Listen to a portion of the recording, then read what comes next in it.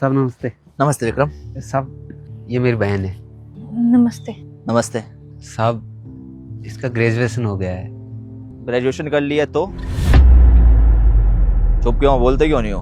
वो मैंने ही बोला था भैया को आपसे बात करने के लिए। मैं आगे भी पढ़ना चाहती हूँ। वो साहब ये चाहते हैं कि मैं आपसे कुछ कर्जा ले लूं ताकि आगे पढ़ाई कर सके। वैसे क्या बनना चाहती हो तुम? मैं एक आईएएस अधिकारी बनना चाहती हूँ। IAS officer? मजाक कर रही हो क्या? इतना आसान है क्या आईएएस ऑफिसर बनना? आईएएस ऑफिसर बनने के लिए बहुत ज्यादा पढ़ाई करनी पड़ती है। अगर आईएएस ऑफिसर बनना इतना ही आसान होता तो हर गली मोहल्ले में एक आईएएस ऑफिसर होता। समझे तुम? कर पाओगी इतनी मेहनत है? हाँ, तो मैं मेहनत करने के लिए तैयार हूँ। और वैसे भी मैं मेहनती तो हुई। अभी कॉलेज में ना मेरी 92% आई है। टॉप किया है मैंने। हाँ साहब बहुत होशियार है ये। अच्छा एक बात बताओ, क्यों बनना चाहती हो आईएएस ऑफिसर? साहब हम गरीब है और इस सिस्टम ने ना हमें बहुत सताया है। इस सिस्टम में रह के ना मैं सिस्टम को चेंज करना चाहती हूँ, क्योंकि यहाँ के जो लोग हैं ना वो बहुत करप्ट हो चुके हैं। गरीबों के लिए ना उनके मन में कुछ भी नहीं है। इसलिए मैं जब एक आईएएस ऑफिसर बन जाऊंगी ना, तब मैं गरीबों के लिए भी कुछ करूंगी, उनके हित के लिए काम करूंगी। मेरा बस एक ही सपना है कि इस देश में जितनी गरीबी है ना, जब तक हटा सकूं हटाऊंगी। अरे वाह, विचार तो काफी नेक है तुम्हारे। चलो ठीक है, विचार रखने से क्या होता है, लेकिन मैं कर्जा वर्जा नहीं दे सकता हूँ। आईएएस ऑफिसर बनना है, जिस चीज की पढ़ाई करनी है करो, मुझसे कर्जे की उम्मीद मत रखना। जा बहन तू घर जा। रुको, अरे कर्जा नहीं दे सकता हूँ, लेकिन तुम्हारी पढ़ाई तो स्पॉन्सर कर सकता हूँ ना। तुम्हारी पढ़ाई पे जितना भी खर्चा आएगा वो सारा मैं उठाऊंगा। तुम्हें इसकी टेंशन लेने की कोई जरूरत नहीं है। मतलब कर्जा तो उतारेगा या फिर अपने परिवार को चलाएगा, ये सारी चीजें मुश्किल हो जाएंगी। इसकी पढ़ाई पे जो भी खर्चा आएगा वो मैं उठाऊंगा। तुम मेरे को बता दिया करियो कि कितना खर्चा आ रहा है, मैं उस हिसाब से पैसे देता रहूंगा, ठीक है? क्या साहब सच में? भैया आपके साहब तो सच्ची में बहुत अच्छे हैं। आपने जो जो बात बोली थी साहब के बारे में वो एकदम सच है। हम तो यहाँ पे सिर्फ साहब से कर्जा मांगने आए थे, लेकिन साहब का दिल तो देखो कितना बड़ा है। उन्होंने मेरी पूरी पढ़ाई स्पॉन्सर कर दी। मैं जब तक पढ़ूंगी तब तक जितना भी खर्चा आएगा वो साहब देंगे। इससे ज्यादा और खुशी की बात क्या हो सकती है। साहब धन्यवाद आपका बहुत ज्यादा। आपने मेरे पे ना बहुत उपकार कर दिए। मैं कैसे चुकाऊंगी ये। अच्छा विक्रम, मेरे को अभी थोड़ा सा लेट हो रहा है, मैं निकलता हूँ। फिलहाल के लिए जो भी चाहिए होगा पैसा वो तुम मुझसे शाम को ले जाइयो, और आगे भी जितने पैसे की जरूरत हो मुझे बताते रहना। मैं समय समय पे पैसा देता रहूंगा, ठीक है? ख्याल रखना। भैया आपके साहब तो बहुत अच्छे हैं। देखो ना कितनी मदद कर दी उन्होंने हमारी। हाँ सच में बहुत अच्छे हैं साहब। चल एक काम कर, अब तू घर जा, मैं ड्यूटी करता हूँ। हाँ ठीक है, मैं घर जाती हूँ।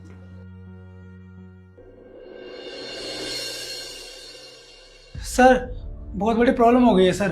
क्या हुआ बताओ। सर वो जो प्रोजेक्ट के लिए हमने जमीनें ली थी सर, किसी ने ना उसको इलीगली ऑक्यूपाइड कर लिया है। सर हमारी कंपनी का ना 70% शेयर उसमें लग गया है। और सर सुनने में आया जिसने कब्जा किया है वो वहाँ का बहुत बड़ा बाहुबली है। और सिस्टम में उसने ऐसी सेटिंग बना रखी है ना कि हमने पूरी कोशिश कर ली, लेकिन उसके हाथ से ना हम जमीन नहीं छीन पा रहे। अरे यार, ये तो बहुत ज़्यादा दिक्कत वाली बात हो गई है। मुझे तो समझ में नहीं आ रहा कैसे चीज़ें हो पाएंगी, क्योंकि बहुत सारा पैसा भी लग चुका है वहाँ के लिए, और आगे का कोई फ्यूचर प्लान भी नहीं है इसके अलावा। तो हाँ सर, बहुत ज़्यादा दिक्कत हो जाएगी। इतनी सारी फैमिलीज हमारी कंपनी के साथ एसोसिएट है। अगर ये प्रोजेक्ट हमारा नहीं बना ना तो हमारी कंपनी बैंकरप्ट हो सकती है सर।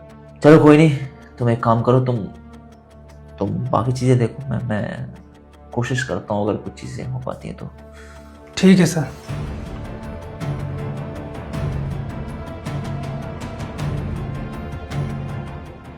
साहब साहब। हाँ विक्रम बोलो। क्या हुआ साहब, आप उदास लग रहे हो बहुत। हाँ थोड़ा परेशान हूँ। क्यों साहब, ऐसा क्या हो गया? दरअसल बात यह है कि मैं तो पता ही हमारी कंपनी शिफ्ट होने वाली थी। नया प्लांट लगा रहे थे हम कहीं। अब जहाँ प्लांट लगना था वहाँ पर किसी बाहुबली ने कब्जा कर लिया है। ज़मीन छुड़वाने में दिक्कत आ रही है। अगर अब वहाँ प्लांट नहीं बन पाता है तो बहुत ज़्यादा दिक्कत हो जाएगी। नौबत ऐसी भी आ सकती है कि हमें अपनी कंपनी बंद करनी पड़ेगी। अरे बड़ी मेहनत से यहाँ तक पहुँचा हूँ, अब सब कुछ खत्म सा होता हुआ नज़र आ रहा है और मैं नहीं चाहता कि ऐसी चीज़ें मेरे हाथ से निकल जाएं, क्योंकि करीब घर से आया हूँ मैं भी, और इस मुकाम तक पहुँचने के बाद अगर सारी चीज़ें ख़त्म हो जाएंगी तो फिर मैं क्या ही करूँगा। साहब आप जैसे अच्छे इंसान के साथ ऐसा कैसे हो सकता है? आपने मेरी बहन को पढ़ा लिखा के इतना काबिल बना दिया, उसे आईएएस बना दिया और वो आईएएस की ट्रेनिंग कर रही है, फिर भी आपके साथ ऐसा कैसे हो सकता है? वही तो, ज़िंदगी भर सबका अच्छा किया, जितना खुद से हो सकता था उतना सबकी मदद करी, लेकिन पता नहीं क्या लिखा है किस्मत में, इतना सबका अच्छा करने के बाद भी आज हमारे ऊपर ये मुसीबत आ गई है। अच्छा साहब, कोई तो तरीका होगा ना ऐसा जिससे उसका सॉल्यूशन निकल जाए?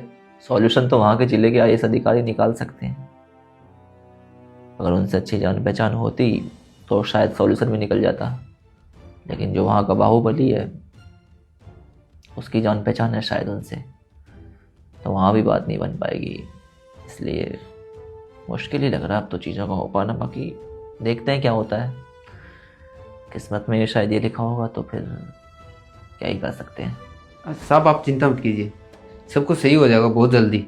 ठीक है, तुम बताओ, तुम किस लिए आए थे, क्या काम है?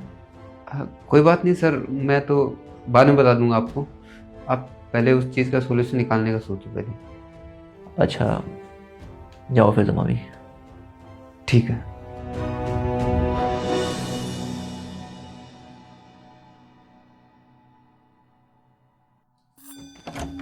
साहब साहब साहब।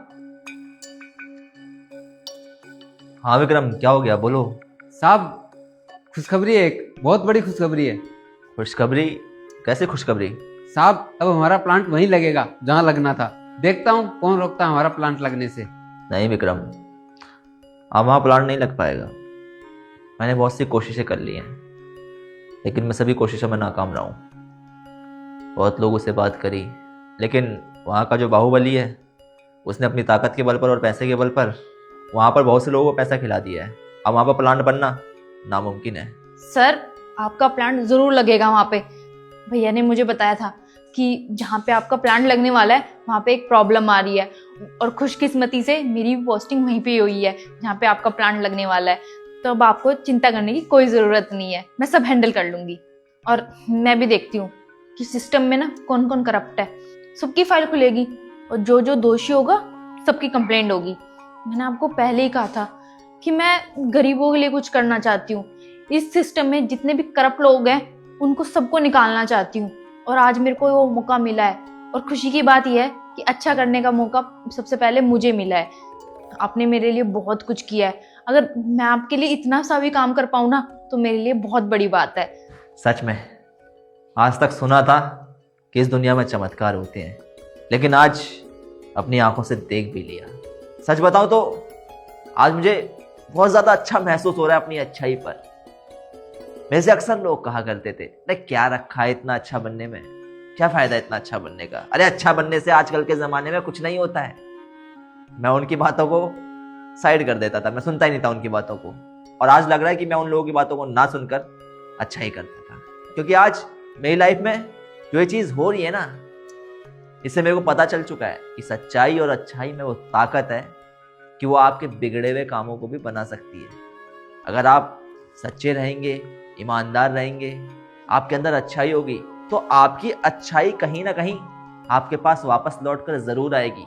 और फिर ऐसा होगा कि आप सक्सेस की उन ऊंचाइयों को छुएंगे जहाँ पर पहुँचने की आपने सोची भी नहीं होगी।